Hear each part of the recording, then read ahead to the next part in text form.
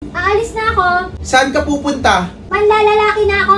Dapat na, kanina ka pa umalis, late ka na oh. Anong oras na oh? Yung ibang babae nakapanlalaki na.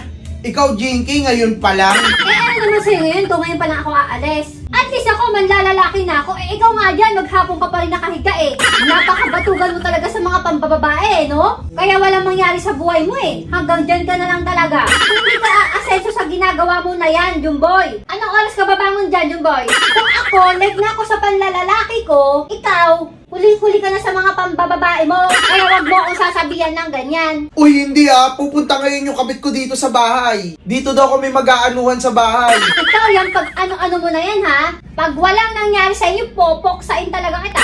Kailangan, pag uwi ko dito sa bahay, madadatan ko kayo sa kama na magkatabi, ha? Para makasigurado ako na nang babae ka talaga. Hindi yung puro ka lang salita.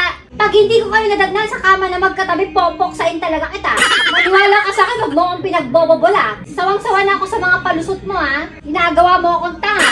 Lokohin mo na sarili mo, lokohin mo na sila, pero wag ako. Pag dumating yung kabit mo, wag mong papaalisin, ha? Hanggat hindi ako dumarating, wag mo siyang paaalisin. Kailangan ko ng patunay na nambababae ka talaga. Kailangan, nadali mo na yun pagdating ko, ha?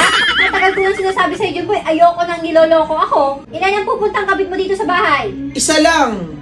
Bakit isa lang? Dapat at least 2 o 3. Ang kulit mo talaga no? Paano ka makakarami sa ginagawa mo na yan? Kalalaki mong tao, isa lang? Yung iba nga dyan, 10, 5 Tapos ikaw isa lang, ang hina mo. Isa lang Anong magagawa ko? Yun lang yung nakuha ko. Wag mo akong lolokohin. I-check ko yung CCTV dito sa bahay Kung nadali mo o hindi, kaya wala kang lusot. O sige na, aalis na ako. Manlalalaki pa ako. Mambabae ka ha?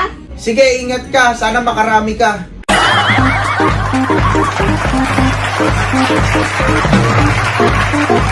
Thank you.